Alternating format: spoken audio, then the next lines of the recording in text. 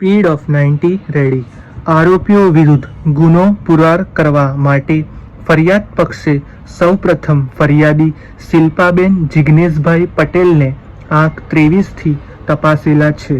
તેમણે પોતાની જુબાનીમાં જણાવેલ છે કે હાલમાં તેઓ ઘરકામ કરે છે. બનાવ સને 2004ના વર્ષમાં બનેલો. તે વખતે તેઓ તેમની સાસરીમાં સંયુક્ત કુટુંબમાં રહેતા હતા અને કામકાજ બાબતે તેઓને અને તેઓના પતિને સામાન્ય બાબતે બોલાચાલી થયેલી. તેનાથી વિશેષ કાંઈ બનેલ નહીં. તે વખતે આવેશમાં આવીને તેઓએ ફરિયાદ આપેલ. તેઓને ઝેરોક્સ ફરિયાદ બતાવવામાં આવતા જેમાં તેઓએ તેમની સહી ઓળખી બતાવેલ છે. સદર ઝેરોક્સ ફરિયાદને બચાવ પક્ષને આંખ પાડવાનો વાંધો ન હોય. સદર ઝેરોક્સ ફરિયાદ પુરાવામાં રજૂ દાખલ આંક 24થી રજૂ કરવામાં આવેલ છે. આ કામના આરોપીને નામદાર કોર્ટ રૂબરૂ ઓળખી બતાવેલ છે. સદર સાહેબ કે જેઓ આ કામના ફરિયાદી છે તેઓ ફરિયાદ પક્ષના કેસની હકીકતોને સમર્થન કરતા ન હોય. ફરિયાદ પક્ષ તરફે વિદ્વાન એપીપી શ્રીની મૌખિક વિનંતીથી સદર સાહેબને ફરી ગયેલા સાહેબ જાહેર કરી ઉલટ તપાસમાં પૂછી શકાય તેવા પ્રશ્નો પૂછવાની પરવાનગી માંગતા પરવાનગી આપવામાં આવતા ફરિયાદ પક્ષ તરફે વિદ્વાન એપીપી શ્રીની વિગતવારની ઉલટ તપાસમાં પૂછી શકાય તેવા પ્રશ્નો પૂછવા છતાં ફરિયાદ પક્ષને મદદરૂપ થાય તેવી કોઈ હકીકત બહાર લાવી શકેલ નથી.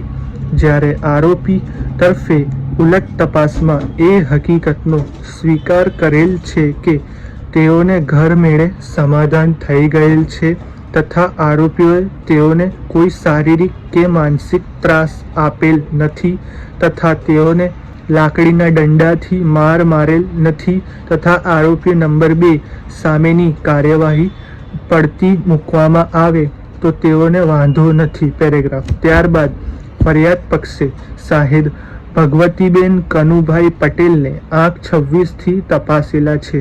તેઓએ તેમની સોગંદ ઉપરની જુબાનીમાં જણાવેલ છે કે હાલમાં તેઓ ઘરકામ કરે છે.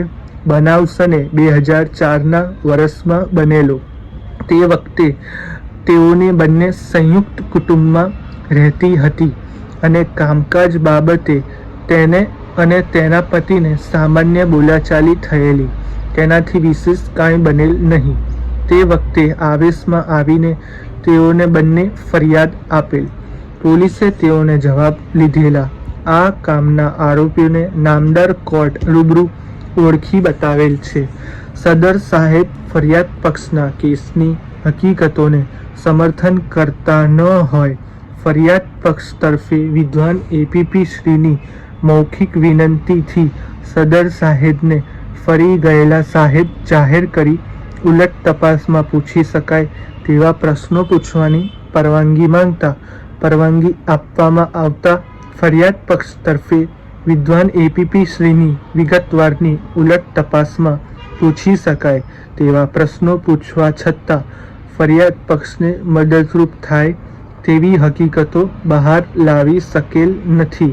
જ્યારે આરોપી તરફેની ઉલટ તપાસમાં એ હકીકતનો સ્વીકાર કરેલ છે કે તેઓને બંનેને અને તેના પતિને ઘરમેળે સમાધાન થઈ ગયેલ છે છતાં આરોપીઓએ તેઓને બંનેને કોઈ શારીરિક કે માનસિક ત્રાસ આપેલ નથી તથા તેઓ બંનેને લાકડીના દંડાથી માર મારેલ નથી.